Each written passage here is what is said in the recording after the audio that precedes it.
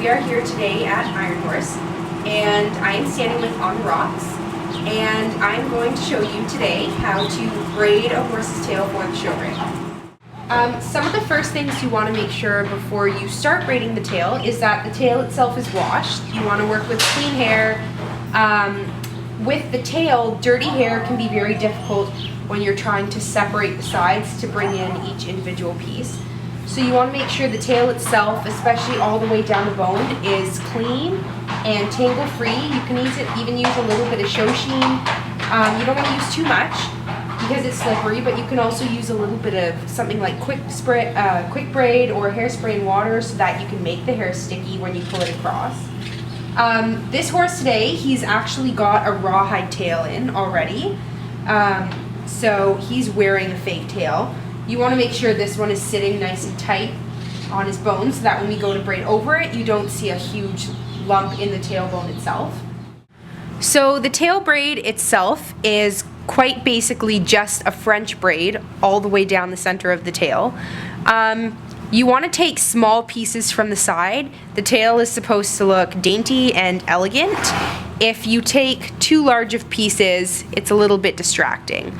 So in order to start the tail braid, you want to grab, especially from the top, some horses don't have a lot of hair at the top of the tail, you want to grab a fairly decent starting piece that's pretty long and has a pretty good width to it to bring over, because it's going to be what holds your braid ultimately together.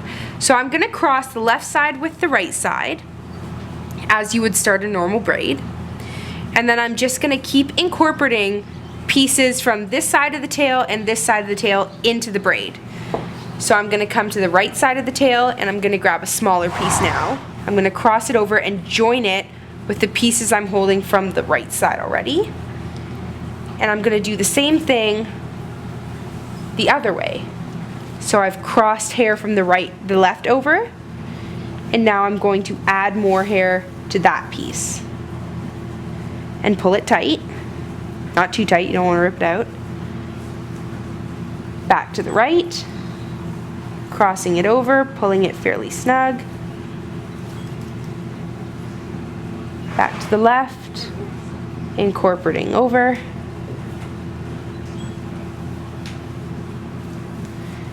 So you can see, you can start to begin to tell the braid is taking form.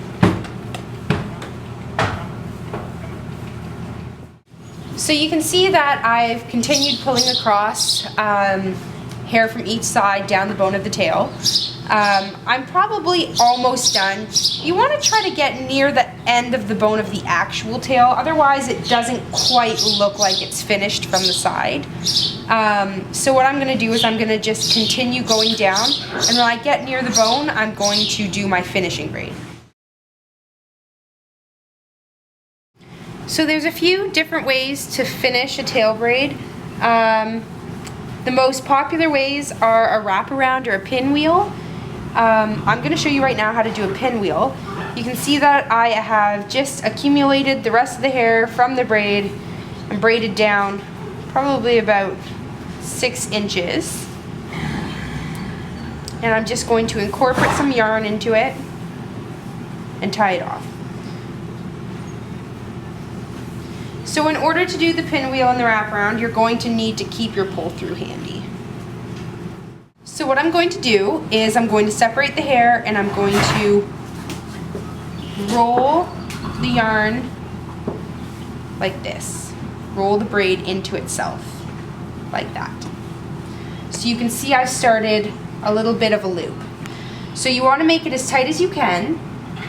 And what I'm going to do is I'm going to take my pull through, and the point where the yarn meets the hair, I am going to press my pull through it. So you can see that I have put the pull through up through the braid like this, where the yarn has folded over and met the hair.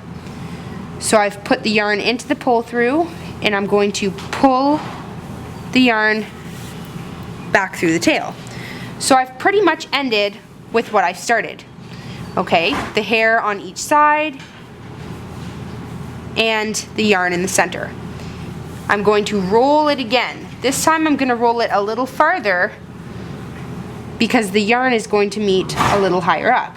So you can see the pinwheel beginning. And I'm going to do the same process. I'm going to take my yarn, or my pull through, I'm going to stick it through the braid. I'm going to pull my yarn, and I'm going to pull the yarn through again. So what this does is it just ties the pinwheel together so that it doesn't come undone. So you can see the pinwheel has started.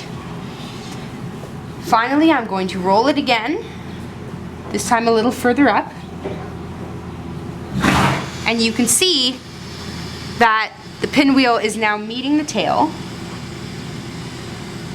So I'm going to do one last pull through. I'm going to stick my pull through up through the braid like this. I'm going to hook my yarn into the pull through and pull it through again. In order to make the pinwheel sit close to the tail, we don't want it hanging off the back. What we're going to do is we're going to take our pull through and we're going to pull each side of the yarn through the pinwheel itself higher up. So you can see that I'm pulling it through a little higher up into the pinwheel, and I'll do the same thing the other way. So this way I will poke my pull through, take again from the other side, loop it into my hook, pull it through. So now my yarn is not sitting where I've pulled it through the bottom braid, but it's sitting itself up a little bit higher in the pinwheel. Now in order to attach the pinwheel to the braid, I'm going to do the same thing, but I'm going to do it to the braid. I'm going to pull my pull through the actual tail braid so that I can cross this piece of yarn over. Same thing on this side, I'm going to pull it through the tail braid and grab the other piece of yarn. So basic figure eights, just pulling the hair across, pulling the yarn across. And I'm going to pull this yarn over. And I'm just going to position the pinwheel how I want it to sit. So I want it to sit nice and close to my horse's body like this. So you can see for a second here that I have these pieces of hair still sticking out. I'm going to take my yarn, crisscross it, and I'm going to fold it underneath the pinwheel. It takes a little bit of finessing. You're going to kind of have to argue with the hair just a little bit. So I have my pieces up like this now. And now is where we finish it. And we make a basic knot. And you have to be fairly precise. You want to pull it down so it's knotted. And then you want to arrange the hair so it sits well. And if the hair itself that's sticking out the side is still sticking out the side, you could even double cross it underneath the pinwheel so it sits a little bit lower. And I'm going to again make my double knot, tie it off, and knit the top. So you can see from the side, that's a nice elegant finish to the braid. You also don't want the pinwheel to be too big at the back. It's supposed to look small and pretty, so you don't want to end with too thick or long of a finishing braid.